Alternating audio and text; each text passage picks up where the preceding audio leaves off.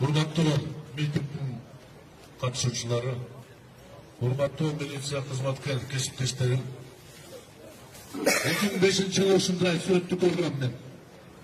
Элдин эстелиги алдында Акаевге каршы митинг кылганда ушунча офицер милицияны курчап, Роматлык Боронбек Садырбаевди желкесине алып куулаган күндөр болгон. Кана Акаев? Жок Акаев. Карыган киши басмада жүрөт. Ошондон бери канча жолу бийлик алмашты. Менин кесиптештерим ким болдуңар силер? Мыйзамсыз бийликке келген күчтөрдүн кызматкерге айланып кетти. Бул эми пикиримди айтып койдум, эске алсаңар. Жок дегенде дош бергенде акылды дош берсеңер туура болот. Урматтуу митингдин катышуучулары, мына жерде жазып атасыздар, 6-чы чакырылыш Шыбан деп жазып атат. Мен намазданам.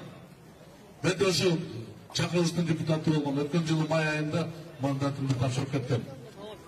Мен 4 жыл депутат болгом. Туура депутатты учурда кейде учурда бирөө-бирөөгө кнопка басат. Бирөөнүн дошуну берет. Бирок мынчалык болгонду мен көрө электим.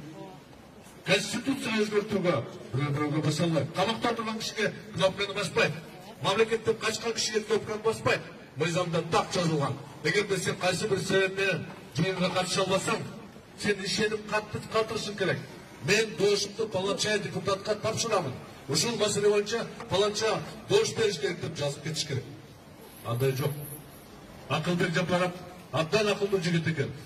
Мына становщик деп койсок болот. Чуркап жүрөт деп кнопканы басып атат.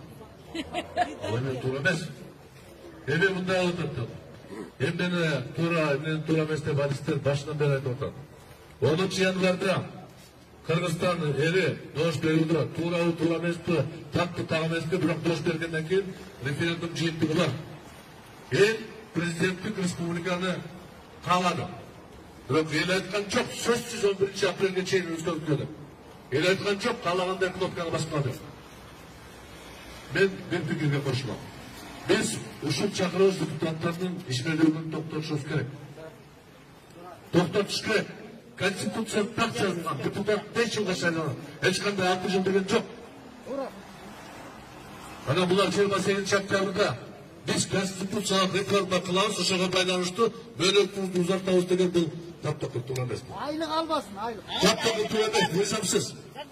Урматтуу митингдин катышуучулары, мына бул жерде телевидение репортаж чыгып атат. Балким айрым менин кесиптештерим, кечээки кесиптештерим, депутаттар карап аткандыр да. Мен ошол кишилерге кайрылайын деп атам. Анан депутаттар эртең болот. Бүгүн силер мыйзамды бузганда жок дегенде референдум жөнүндө мыйзамды окусо 8-орун беле 10-чу беренесине тактуу салынган.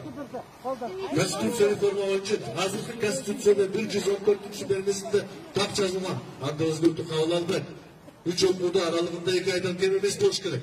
Коомдук талкуу болуш керек. Ошондон сиздер аракет кылганда 11-апрелге бирөөгө жагымдуу кылам деп кадамга туура эмес. 2000 жылдан бери мен саясий сахнада жогорку кеңеш депутат болгом. Акаев болгон, Бакиев болгон, Атамбаев болгон, Жээнбеков болгон. Тарых ушундай кызыктуу нерсе. Төрдө отурса түбөнүкү деп ойлойт да. Конституцияны өзгөртүп коюп мен өмүр бою падыша болом деген адамдар катышып келет мамлекетте. Эгерде сен ак иш менен элиме жакшы иш калтырам десең, анда эч кандай конституцияга тийишпей эле иштесең болот. Укугуң жетиштүү. Жакында шайлоодо бир талапкер өзүн Искат Разаков менен салыштырып атат. Эч жакын жолобойт. Ал кишилер туп-туруп таптаза. Аны үчүн таза иштеш керек. Таза ой болуш керек. Таза ниет болуш керек. Эгерде кыйчык жол менен законду өзгөртөм десем, мага бийликти бекемдетип берсин деп талап кылсаң, анан элди бөлсөң, бирөө акмак, бирөө жакшы деп бөлсөң, сен эл баш эмессиң, андай болбойт. Чоң ката деп эсептейм. Шартка пайдаланып, мен деле кайрылып жүрөм. Садырдын кожоев токтоткон муну. Кереги жок. Эч ким сени шаштырган жок. 11-апрелде сөзсүз кабыл алсындар. Урматтуу митингдин катышуучулары, 4-октябрдагы дош берүү бүгүнкү күнгө чейин жокко чыгарылган эмес. Борбордук шайлоо комиссия 20-декабрда дайындаган кайра дош берүүнү сот жокко чыгарды. Демек ал шайлоонун дош менен жыйынтыгын чыгарып туруп, кайрадан экинчи турда өткөрүш керек. Баары түшүнүктүү. Биринчи курстагы юристтер түшүнөт аны. Мына ассоциация юристтер деген жаштардар бар экен. Көпчүлүк мамлекеттеги атисттер каршысын айтып атат. Бирок бирөө да айткан жок, реформа керек эмес деп.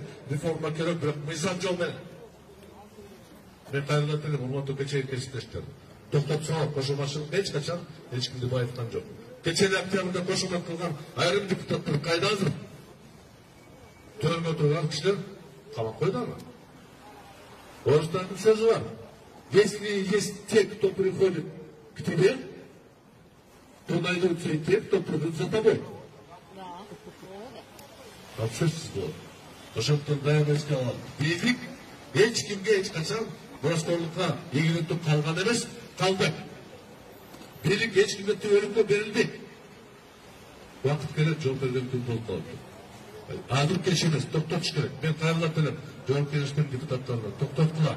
Мен кайрадан эле президентке токтоткум. Сентябрь айында Абахан Мадумаров менен Каракулчада жүргөндө биз Сооронбай Шариповичке кайрылганбыз. Токтоткун бул башкырууну. Токтоткун. Жаман бүтөсүн дегенбиз. Адыр тарих кайталанып атат. Ар бир өз жолу менен. Мен кубанып атам, мына көп жаштар катышып атат. Бекем тургула алды. Коркпогула эч кимден. Бекем тургула позицияны алмаштырбагыла. Сөкү депутатты кайрылып кетпеш керек. Баарына ийгилик каалайм, мамлекетибизге өнүгүш каалайм, конституцияны бурмалоо жолу менен токтотуш керек. Өзгөртүүнү. Рахмат.